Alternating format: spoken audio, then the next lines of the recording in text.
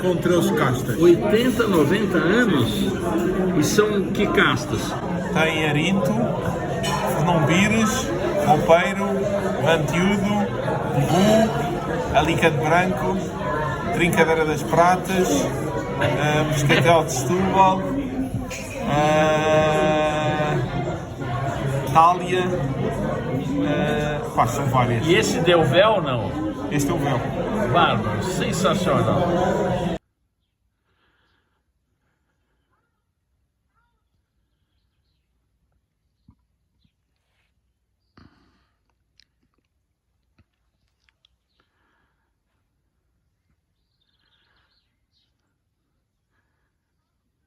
Aqui chama-se Tons da Terra, uma pousada muito simpática, perto da Herdade do Cebolau, que eu vou visitar hoje.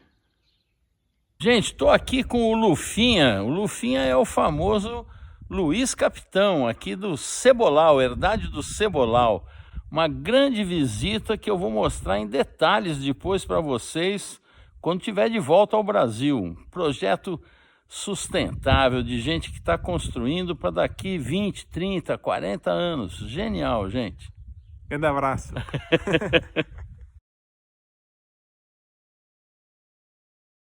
Luiz, me conta, eu queria que você explicasse o que você está fazendo aqui com o seu conhecimento de agrofloresta e para dar equilíbrio e melhor saúde para o teu vinhedo, né? Certo. Me conta, o que você está fazendo aqui? Bem, aqui estamos na parcela da Casa Branca. Como estava-te a dizer, é uma vinha com 6, 7 anos. Tem arinto, encruzado e Atão Vaz, Pazá. Nós vamos implementar nesta parcela ainda mais variedades de castas para aumentar a biodiversidade de castas. E o que é que temos aqui neste momento? Na parte oeste, que é o que está aqui nesta zona, que nós atualmente vemos os eucaliptos. Nós, por baixo dos eucaliptos, temos os pinheiros, temos ervas aromáticas, temos sobreiros, carvalhos portugueses. O que estamos a tentar fazer é à volta do vinhedo, portanto na parte oeste e na parte sul, estamos a desenvolver uma floresta entre 70 e 80 espécies de árvores. De forma a quando os ventos típicos do mar ou os ventos do sul de Portugal, portanto estamos a falar também do norte e África, portanto, na zona do mar temos ventos muito frios. Na zona sul temos ventos muito quentes. Para não termos problemas de escaldão e de problemas também de fungos como o mildio e o oídio, a floresta permite-me fazer um equilíbrio do próprio ecossistema e do meu próprio terroir.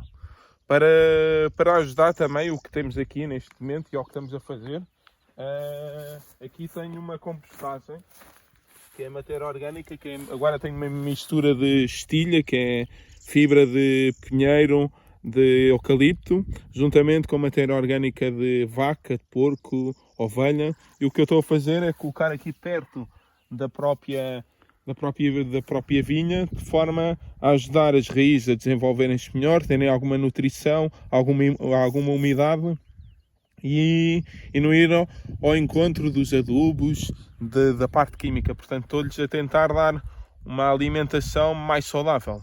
Nós hoje em dia falamos que a vinha bebe. Eu geralmente digo, para além de beber, ela precisa de comer.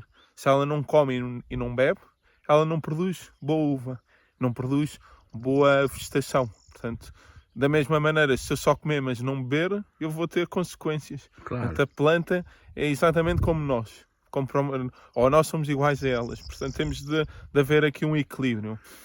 Para além de meter matéria orgânica, por exemplo, aqui estou a meter vários tipos de materiais. Por exemplo, aqui tenho meti uma linha com trigo, aqui tenho termoço, isto é termoço, isto aqui é ervilha, é da família da ervilha, chama-se ervilhaca. Aqui tenho termocilha. Aqui é interessante que nesta linha eu meti leguminosas e meti algumas gramíneas, de forma nós que estamos na costa alentejana, durante o dia é quente, mas durante a noite e a manhã é fresca.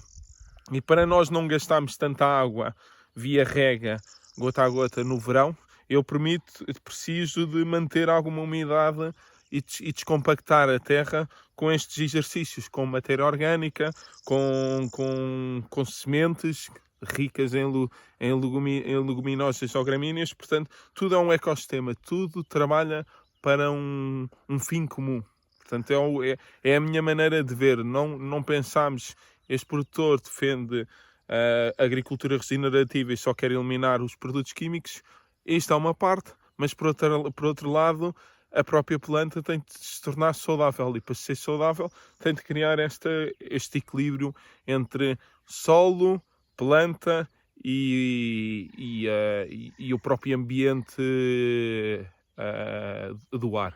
Você tinha comentado que o míldio e o oídio, ele só vai para a folha porque ele não encontra o ambiente que ele gosta no solo, não é isso? Exatamente. Acho importante você explicar isso. Quanto mais biodiversidade tu tens na terra, portanto, em vez de pensar, olha, só vou meter favas, ou então só vou pôr ervilhas, se tu só tens uma cultura, vamos pegar na fava, a fava pode ser resistente a uma praga, mas pode ser sensível a outra.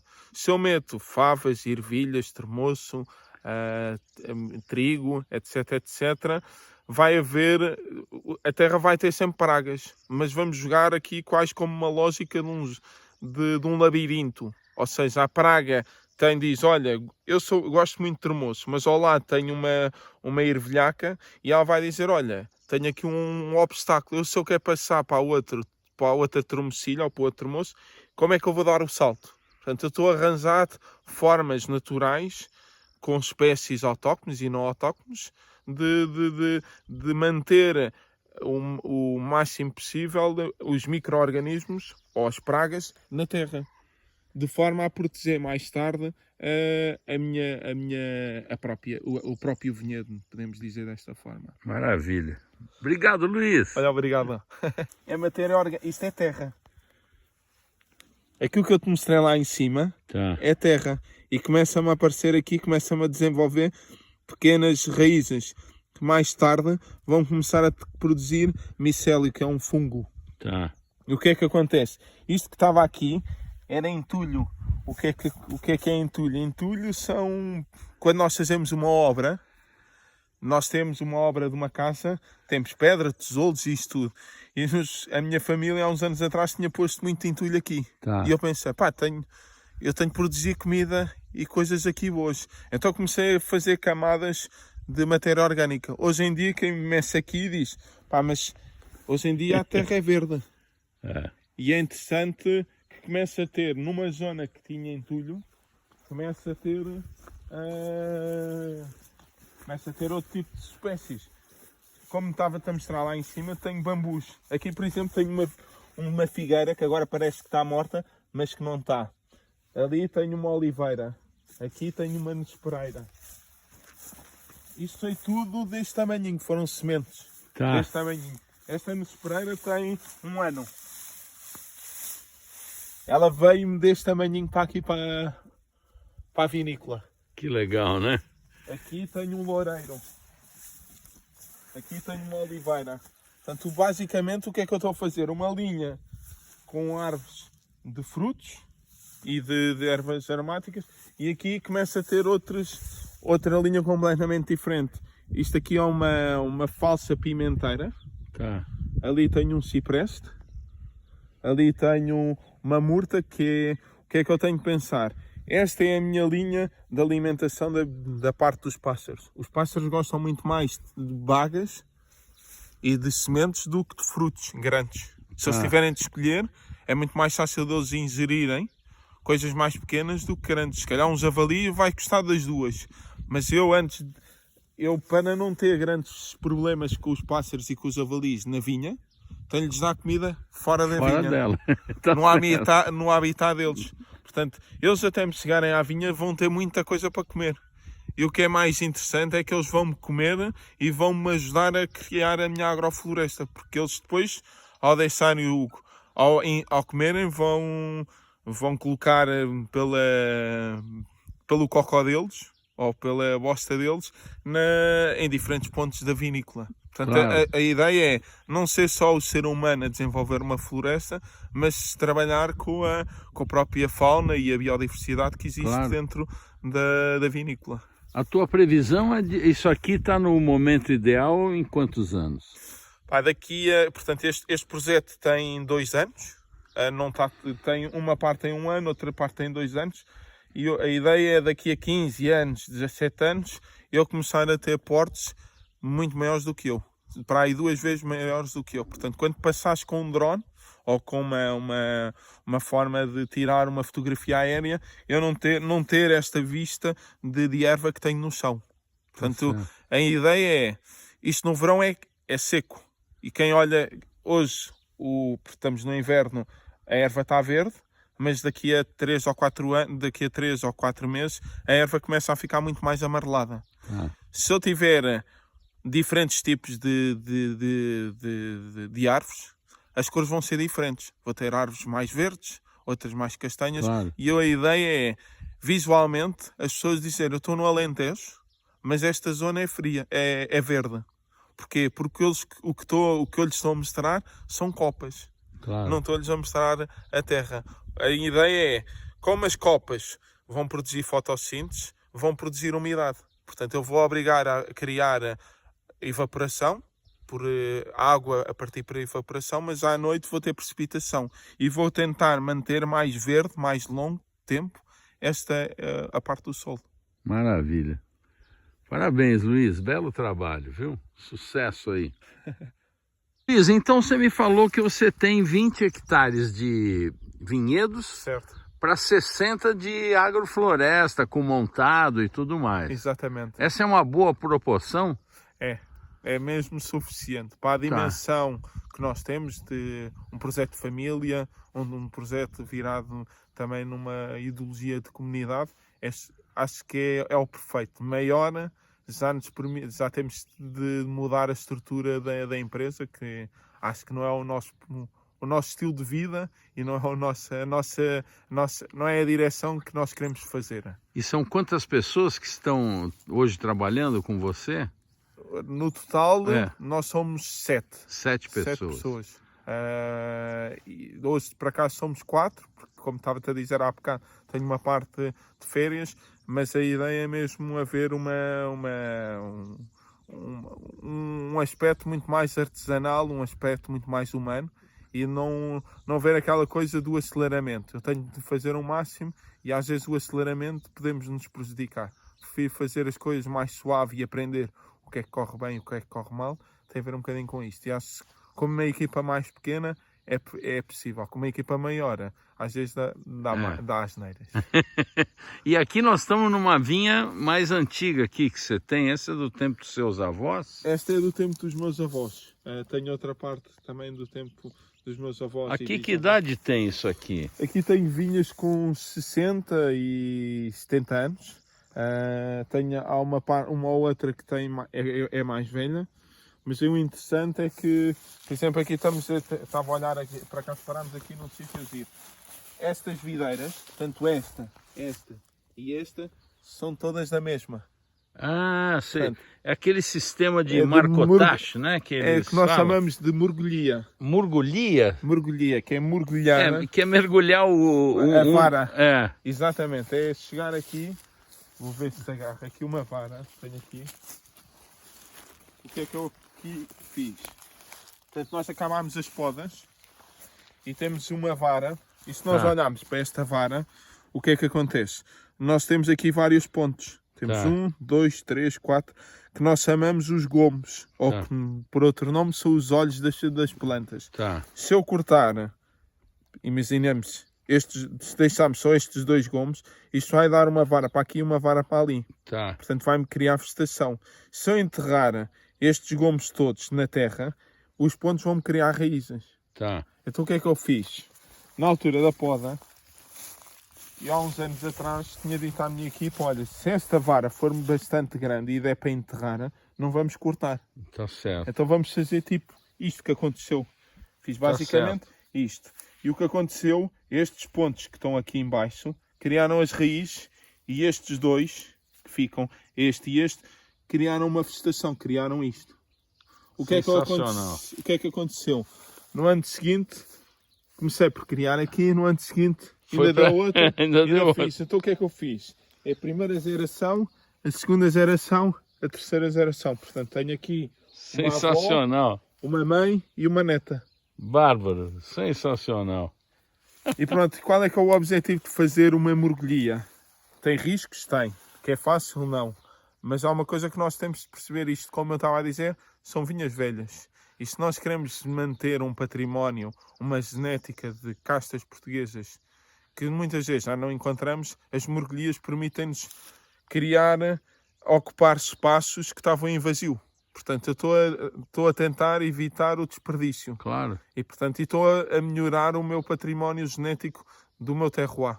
E, portanto, tem a ver um bocadinho o porquê que eu tenho feito algumas morgulhias. Não faço nem sempre, porque há mães e netas, há mães e avós que não têm capacidade de fazer. E, portanto, tenho de optar por outras soluções. Tá certo. E aqui é Castelão? Aqui é Castelão e tem um bocadinho de bastardo, mas sobretudo é Castelão. Então aqui você está montando um novo espaço. Exatamente. Ele vai complementar esse conjunto e vai evitar excesso de vento. Exatamente. O vento que vem o vento típico do Atlântico, portanto nós estamos aqui a 9 km em linha reta.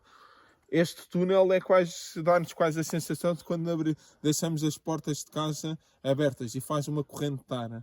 Se eu não tenho aqui uma proteção natural, o vento por um lado é bastante bom porque me faz um controle de pragas, mas ao mesmo tempo, se for muito seco, vai-me também secar e vai-me obrigar a gastar mais água na planta. Portanto, eu tenho de criar aqui, eu preciso de vento, mas estas árvores que eu estou a pôr, e ervas aromáticas permitem-me desacelerar a força do próprio vento. Outra coisa que é interessante é, nós trabalhamos com insetos, com joaninhas, com abelhas, e uma das coisas que é interessante, tudo o que está aqui, temos aqui lavândula, temos ali medronhos, temos ali loureiros, temos oliveiras e tudo interessante, está tudo em pequeno. Mas o interessante é que há espécies aqui que têm flor antes da floração da videira e tem outras aqui que dão depois da videira. Portanto, se eu quero ter insetos que me ajudam na polinização, também tenho de pensar de como é que à volta dos meus vinhedos vou conseguir integrar melhor a parte de insetos para me ajudar a fazer uma polinização muito mais perfeita. Portanto, é a questão de equilíbrio e de integração, né? Esta coisa de nós dizer, eu preciso de abelhas, então vou mudar as minhas colmeias daqui para aqui, para mim não me faz sentido. As colmeias estão num sítio e temos dentro da estrutura agrícola, portanto, à volta das colmeias, temos de criar florestas com diferentes pontos de floração, em que a própria abelha vai-me fazer uma polinização muito mais correta. Ela não tem só de consumir esteva, não tem só de consumir urso. Ela tem de ir polinizar várias coisas e o que é interessante é que mais tarde temos resultados que dentro dos vinhedos e mais tarde na adega de aromas que identificam-se com a nossa biodiversidade. O que é que nós temos à volta da vinha? Seja medronhos, sejam oliveiras, sejam alecrim, sejam urso. Isto também faz parte do nosso terroir. Claro. O terroir não é só a casta, não é só a pessoa, não é só o sol, não é só o clima, é tudo o que lhe rodeia também. Sem é interessante dúvida. este aspecto também de pensarmos do que é o nosso local, que em França eles defendem como terroir. Nós, como portugueses, temos de dizer o meu local é rico nesta diversidade, nesta biodiversidade. Maravilha. É as garinhas, é isto tudo. Muitos dos produtores vendem para fazer destilados, bagaço. Outros não vê um fundo, não vê uma utilidade para esta manta negra, que vocês no Brasil chamam terra negra. Se eu preciso criar terra, eu tenho de criar o meu composto. E é interessante, aqui estamos a falar de engaço. E é interessante que estes pontos brancos é micélio, é um fungo. Tá. Se eu começar a escavar aqui, ele começa a fermentar. Ele está muito quente ainda. E se eu começar a esburacar, chega a um ponto, tenho... Isto parece cinzas. Isto permite-me, esta cinza, não só está rica também em micro-organismos, como também é um inóculo. Tá. E permite-me também fazer melhoramento de solo, vai-me dar uma terra bastante mais rica e não nos podemos esquecer que o bagaço é rico em açúcares. As plantas também precisam de consumir açúcar para fazer fotossíntese. Portanto, é interessante estes aspectos, que é, nós temos que pensar, aqui tenho vários tipos de composto, tenho de bagaço, tenho engaço, tenho estilha, tenho matéria orgânica animal. Portanto, isto depois é tudo integrado na terra e pronto, e a tentar melhorar um bocadinho aquele tema que estávamos a ter ontem no carro, que é quantos micro-organismos tem o meu solo? Daqui a 10 anos quanto é que vai ter? Ou seja, eu quero aumentar a minha